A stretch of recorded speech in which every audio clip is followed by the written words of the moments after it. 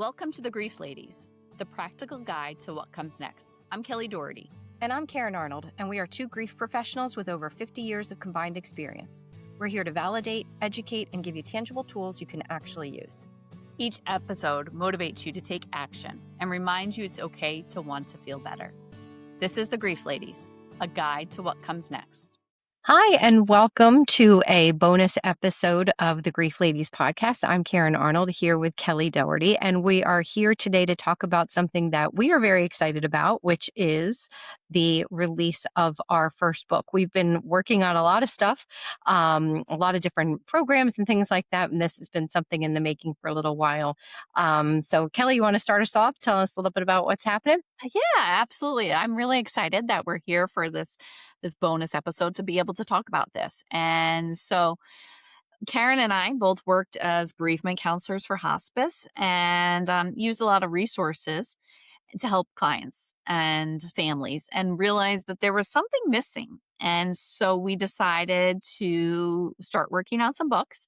And the very first book that we're going to launch, it will launch, hopefully, fingers crossed, everything goes well, on Tuesday, June 16th. And it will be released on Amazon. And if you're a part of the Grief Ladies Facebook community, you'll find out all about it. The newsletter, if you get it, if you don't get our newsletter, make sure you go to our website, griefladies.com, and sign up for it so you'll stay up to date about the release. But our first book is going to be called The First Year After Loss. And so, Karyn, why don't you share a little bit about inspiration about why we decided to start with this book and what it's all about? Well, yeah, it's funny because we've been working, we have another book in the works that we've been calling the big book. That one's been going for a while, but there's so much to that. I think what we're excited about with this is the ease with which, we can be getting this out there to people. Like, we want to get it out, because it's such important information, and we're trying to make it something that's really accessible for people, and something that's just really applying to those that are in their first year of grief. So you and I had started talking. I had a friend who had a pretty recent loss, and I was kind of thinking about, gosh, what would I want them to know? Just kind of bullet pointing some different things that I feel like there's so many surprises along the way. There's just the things that you don't necessarily expect. That's one of the parts that's really hard about this. Is you think it's going to be one version. I just did a session with a woman today, and she was like, I had lost my dad years ago. I lost my sister. So I kind of thought I knew grief, or I thought I knew how to do this. And I lost my mom, and it looked totally different. And, so even for those who have experienced loss before. So, anyway, we kind of started to put together these ideas of what a very newly bereaved person would need to know, that person who has not reached that first year milestone yet. And I guess the book kind of quickly came together from there. I think one thing Kelly and I, we agreed, it was like, oh yeah, we got to remember this. We got to remember this. Like, there's a things like we just didn't want to forget, to mention. But it's this stuff. I guess I like to think of it as like a conversation between friends, and something, because that is really where it started, is me wanting my friend to know this is a little bit of maybe what you can expect from this process. And so I think the book kind of hopes to be presented and to read that way.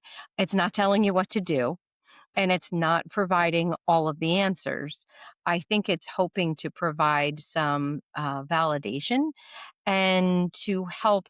We did a group recently where we were talking about regulation and how we're often grieving the person that helped regulate us and helped us feel like, okay, it's going to be okay. And maybe in some ways, I think our work is about that. But, these books specifically, we want to provide that feeling to people.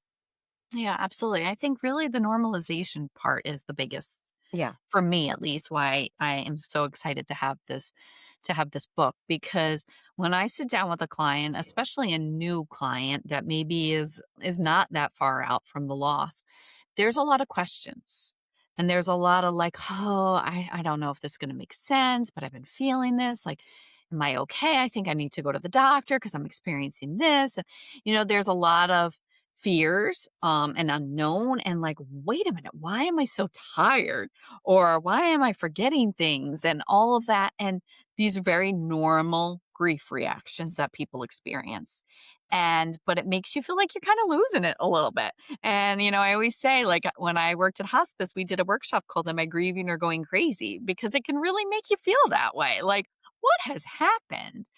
And so I think really with the hope with this book is that somebody, even in just the first few days is going to be able to sit down and be like, oh, okay, this is what's happening and this is why I feel this way, and just normalize it. Because while we always hear in the grief world everybody grieves differently, I think Karyn and I both know that that is true for a variety of reasons, but there's also a lot of similarities Yeah. in Yeah. how people grieve. And there's a lot of similar, what I like to say, normal grief reactions that people experience. But unless you know it, you don't realize it's normal. And so you feel like, oh, am I doing it right? What's going on here? So, Yeah. Well, that's why you said like that going crazy. Like I had someone say that to me today. Like, this is gonna sound crazy. And I always I'm like, no, it's not. It's not.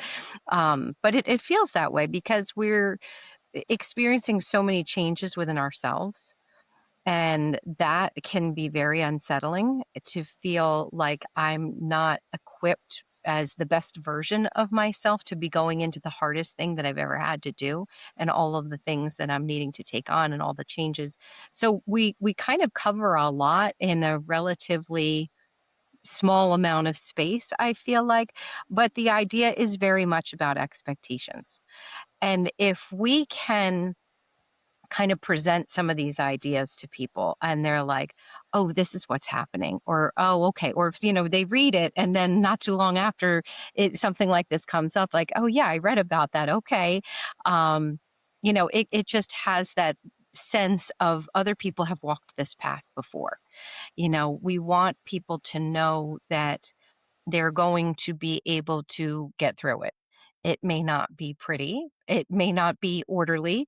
It may not make any sense to them along the way, but we're wanting to kind of present what this experience can look like. And I think what's important to know about the book is it's for anybody who's grieving in the first year. So whether someone has lost a parent, if they've lost a spouse or a partner, if they've lost a child, a sibling, a friend, we really did keep that in mind. This wasn't as much about who you lost or how it happened. This is where you are in the timeline. Interestingly, I think Kelly and I both felt like we wanted to be careful with the timeline stuff because we're so careful not to want to be setting stages or expectations. So we can say for sure this isn't that. This isn't no. about that. And there will be a second year and beyond book. Yes, yes. Yep, 'Cause we're working on that right now. we're not saying that after 1 year it's over, because we Exactly. know that that's not realistic. And, but so what I wanna talk a little bit about is you mentioned that it's not a super long book, and there's a reason behind that.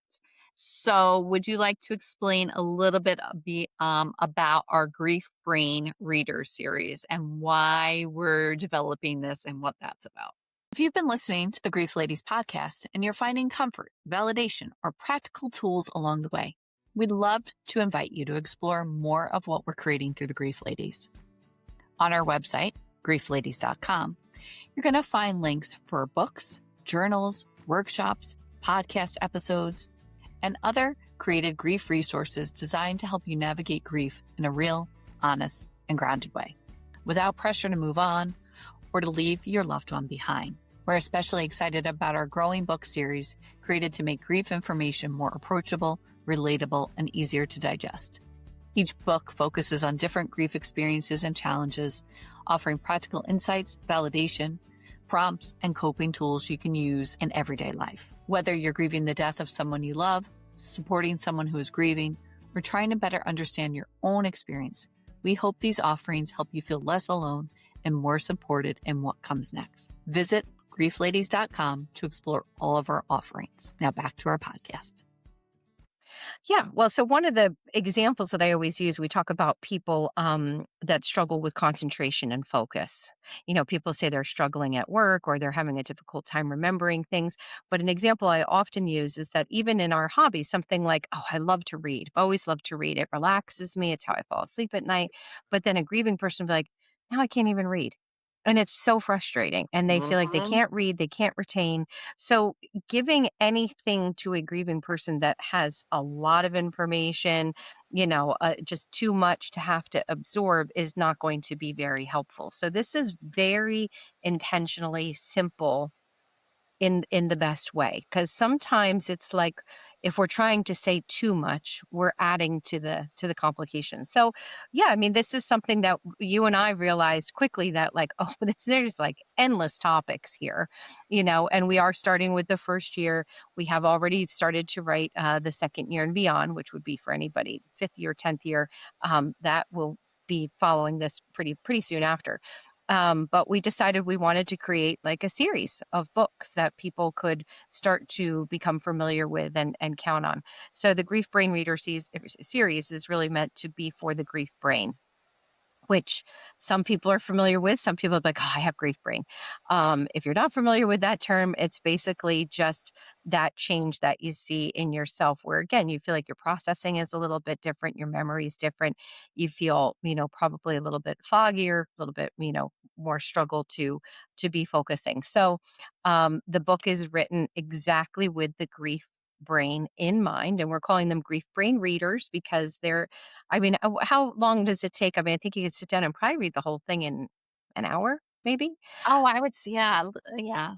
And I if think, that. honestly, the way we broke it down is each chapter, if you want to call it, is short.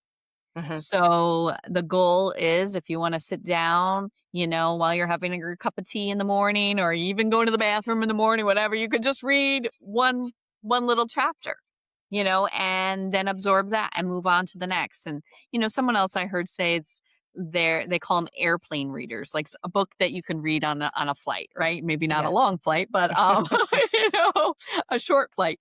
And I think that's kind of the goal, is something. I know some of my favorite books are ones with shorter chapters, because I can kind of absorb it and walk away from it and not feel like, oh, I don't want to leave in the middle of the chapter, that's 30 pages long. Um, so this, the Grief Brain Reader series is going to be books just like that, that are short, they're digestible, they're reasonably priced.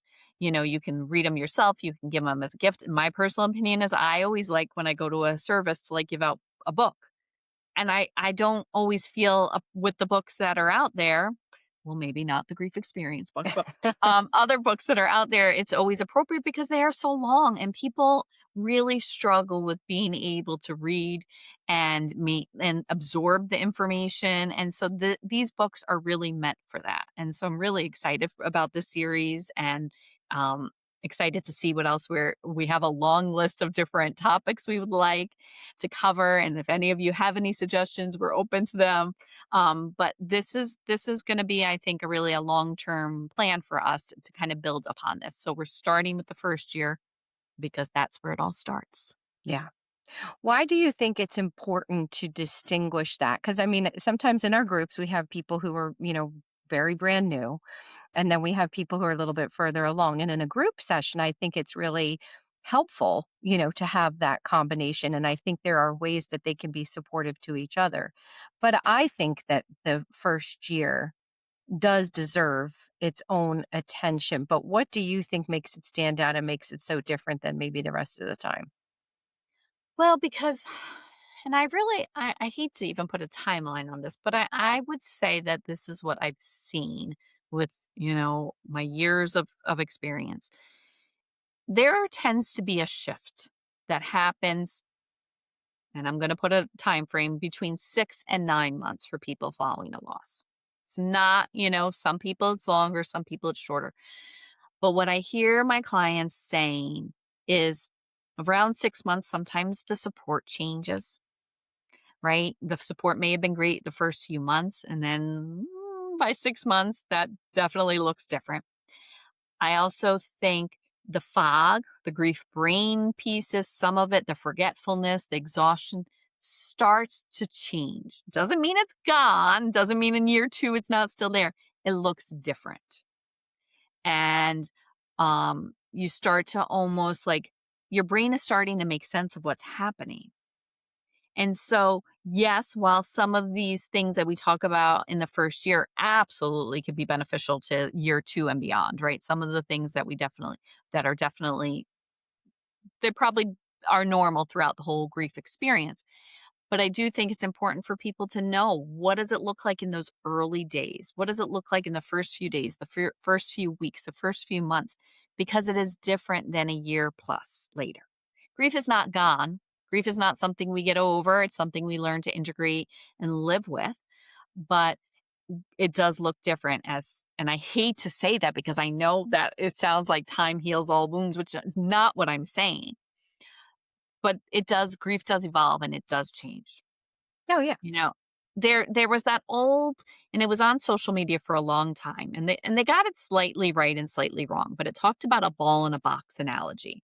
And it said that we all have this box, and inside of our box is a pain button. And our ball hits that pain button all the time when we're grieving, right? What they got wrong was then they said, but over time your ball gets smaller, and but when it hits the pain button, it hits it just like it did in the beginning. Your ball doesn't get smaller, right? Your box gets bigger. We grow around our grief, we grow through our grief. And so our box is bigger. But when that ball hits our pain button, it is going to feel just like it did. I had a grief burst the other day about something with my mom. My mom's been gone. It'll be 32 years and actually 2 months from today when we're recording this. And it hit me. It was Mother's Day weekend, and I just got griefy about it. And so, yes, it hit my pain button, right? But my box is bigger. And so, does it hit that pain button as often? No, but it doesn't mean my pain button and my ball aren't still there. Yeah. Yeah. I think one of the reasons that sometimes it's important, as much as, we kind of go back and forth, and the grief has so many contradictions. You find yourself saying things, the opposite. And it's like, no, but I mean both of them, Yep. but it's like we don't want to be focused on the timelines, but yet sometimes we do need to pay close attention to where you are. In my groups, I always ask people how long it's been because it does help me understand maybe a little bit about what to expect. The 2-week person, I'm like, oh my goodness, this has barely started for you. The 9-month person, maybe I'm thinking, yeah, okay, your friends have probably disappeared. Like there's a couple of things that it's not for everybody. It's not the same. We know that. And whether you had a sudden loss, that's going to make a difference. Sometimes that stretches out the fog a little bit longer. I mean, there's all kinds of things. We know that.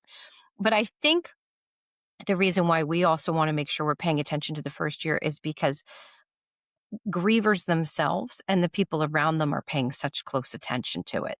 There's rules that get put on the first year.